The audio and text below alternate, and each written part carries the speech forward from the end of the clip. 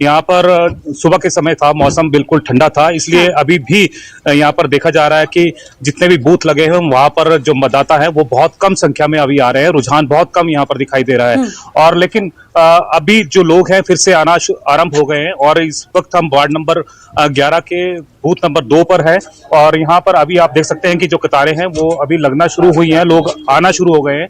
और हालांकि जो ठंडी हवाएं हैं वो चल रही हैं, लेकिन ऐसी उम्मीद की जा रही है कि जल्द ही जो लोग हैं से निकलेंगे। हालांकि अगर सुबह के वक्त करें तो कई वार्डों में बहुत ज्यादा जो संख्या है मतदाताओं की यहाँ पर देखी जा रही थी। और आपको यहाँ पर बता देंगे करीबन 85,000 जो मतदाता है वो सोलन में यहाँ पर अपना मतदान करने वाले हैं और 549 के करीब जो यहाँ पर बूथ है पूरे जिला में लगाए गए हैं। सबसे ज्यादा जो जनसंख्या है, जो संख्या है मतदाताओं की है वो अर्की विधानसभा क्षेत्र की है और सबसे जो ज्यादा कम बताई जा रही है वो कसौली विधानसभा क्षेत्र की है। हालांकि ये मुद्दे बहुत सारे हैं और जो कांग्रेस है और बीजेपी एक दूसरे के ऊपर आरोप प्रत्यारोप यहाँ पर करती हुई नजर आ रही थी। अब देखना यही होगा कि जैसे मतदाता है जो अब निकल कर आ रहे हैं किन मुद्दों को मानकर यहाँ पर जो अपना वोट है वो कास्ट करेंगे। फिलहाल आप देख सकते हैं कि हर उम्र के जो लोग हैं मतदाता है वो यहाँ पर आना शुरू हो गए हैं और गृहिणियां भी है वो अपने घर से निकलती हुई नजर आ रही हैं। दूसरी तरफ छोटे छोटे बच्चों को भी लेकर अपने साथ में यहाँ पर मतदान केंद्र पे पहुंचना शुरू हो गए हैं।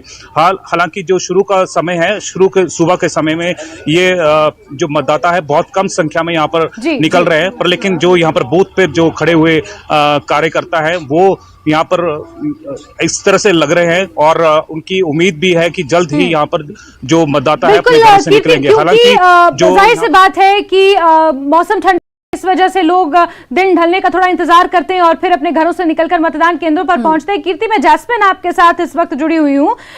साथ ही अगर सोलन की बिग फाइट्स की हम बात करें तो सोलन में जो कड़ा मुकाबला इस बार देखने को मिलेगा वो दामाद और ससुर की जो जोड़ी है उस पर खास तौर पर सबकी निगाहें टिकी होंगी। कीर्ति, जैस्मिन, बिल्कुल आपने ये सही कहा। जो दामाद ससुर है वो आमने सामने यहाँ पर नजर आ रहे हैं, लेकिन जब हमारी उनसे बात होती है तो वो कहीं ना कहीं सेफ मोड में चले जाते हैं और एक दूसरे के ऊपर छीटाकशी करते हुए भी डरते हैं।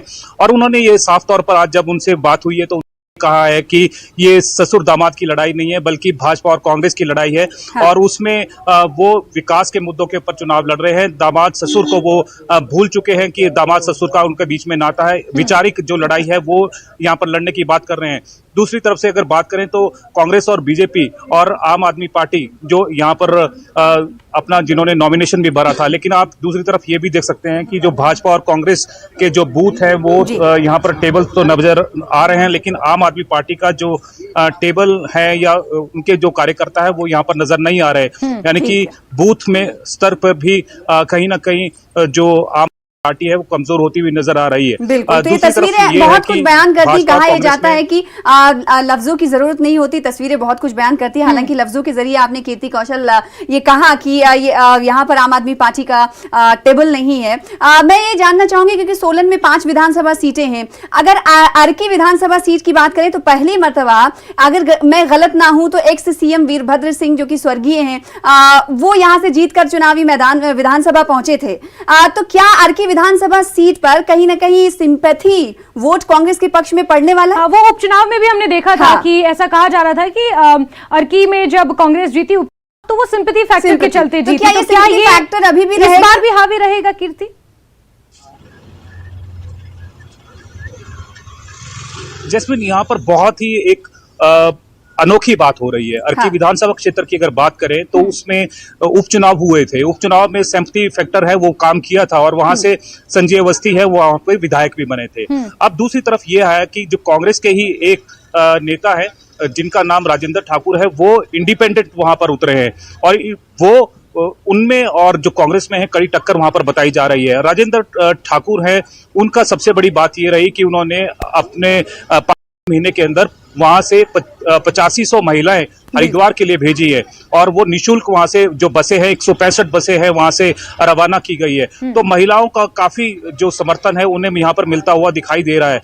और दूसरी तरफ अगर बात करें संजय अवस्थी की, तो संजय अवस्थी भी अपना जो वर्चस्व है वो कायम रखे हुए हैं और लगातार लोगों के बीच में वो जा रहे हैं। दूसरी तरफ जो गोविंद शर्मा है उनको वहां पर जो टिकट है वो दी गई थी, तो कहीं ना कहीं खेमेबाजी के कारण, क्योंकि पहले रतनपाल थे, रतनपाल को टिकट काटकर वो अब जो गोविंद शर्मा को है वो दी गई है। हाँ। तो कहीं ना कहीं वहां पर जो गुटबाजी है वो भी सामने देखने को आई। लेकिन अब ये है कि तीनों ही पार्टीज है वो दो पार्टीज है जो बड़ी पार्टी है, कांग्रेस और भाजपा, वो आपस में एक दूसरे को कड़ी टक्कर दिखाई दे रही है। लेकिन तीसरा त्रिकोणीय जो मुकाबला है वो राजेंद्र ठाकुर का भी